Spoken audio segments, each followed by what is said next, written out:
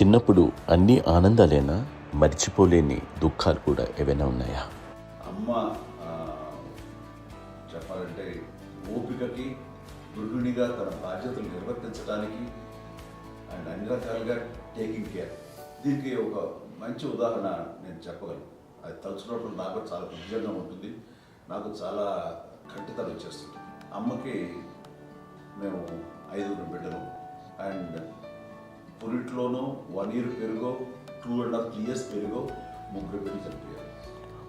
నాకు గుర్తెరిగి పొన్నూరులో నేను 6th class చదువుతున్నాను, 6వ తరగతి. అప్పుడు రమణ అనే ఒక అమ్మాయికి 2 years. రమణ అంటే మా ముగ్గురికి కంటే పెద్దది, మా కంటే పెద్దది, కళ్యాణ్ బాబు కంటే పెద్దది, మాకంటే మధ్యలో పిల్ల. తనకి అప్పట్లో మా నాన్నగారు ఉద్యోగరీత్యా క్యాంపుకి వెళ్ళిపోతుండేవారు. ఏమి ఉంది నాన్న చెప్పాలంటే ఫుడ్లో కష్టపడేవారు, ఇంకా నాన్న చెప్పినట్టు నాగబాబు చెప్పినట్టు. కానీ ఇంటి బాధ్యత, ఇంటి పనులు, రోగాలు వచ్చిన రుచులు వచ్చిన హాస్పిటల్కి తీసుకెళ్ళాలట, ఏదైనా సరే అమ్మే పడేది. ఆ శ్రమ తీసుకున్న టైంలో అమ్మకి అసిస్టెంట్కి నేను సహాయపడుతుండేవాడు ఉండేవాడు. అమ్మ నాకు ఫ్రెండ్స్ ఆడుకోవడం అలా నిజంగా ఎప్పుడు నాకు గుర్తేది, నాకు తెలియదు ఫ్రెండ్స్తో తిరగడం అని ఫ్రెండ్స్తో అమ్మ పట్ల ఉండేవాడు. అలాంటి నేను ఆ పిల్లకి బ్రెయిన్ ఫ్యూర్ వచ్చింది. ప్రభుత్వ ఆసుపత్రి పొన్నూరులో ఆ పిల్లని చేర్పించినప్పుడు 2-3 days అయిన తర్వాత ఒక బ్యాడ్ న్యూస్ వినాల్సి వచ్చింది. తెల్లారికి కాన్షియస్ పోయింది, ఏం చేయాలో తెలియదు. అమ్మ వయసు చిన్నది.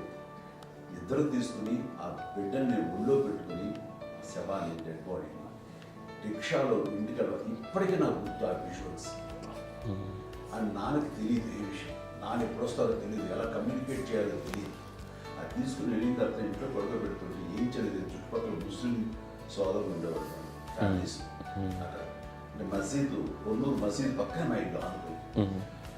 ఆ ఇంట్లో అందరూ వచ్చి చూసేవాళ్ళు, వాళ్ళే హెల్ప్ చేసేవాళ్ళు. ఏం చేయాలో తెలియదు, నెక్స్ట్ రిచువల్స్ ఎలా చేయాలో, కంపకాలు ఎలా చేయాలో తెలియదు. అందరూ చిన్నపిల్లలే, తను చిన్నది, మిగతాందరూ పరిసరులే. సో ఇలాంటి పరిస్థితుల్లో కమ్యూనిటీ వచ్చి చుట్టుపక్కల వాళ్ళు మీరు వచ్చి చేయాల్సిన కార్యక్రమాలు చేశారు. ఆ సమయం నాకు ఎక్కడో కమ్యూనికేట్ చేసి డిపార్ట్మెంట్ ద్వారా నాన్న వచ్చేసరికి అన్నీ అయిపోయింది. ఇప్పటికీ నాకు ఇంటిదగ్గర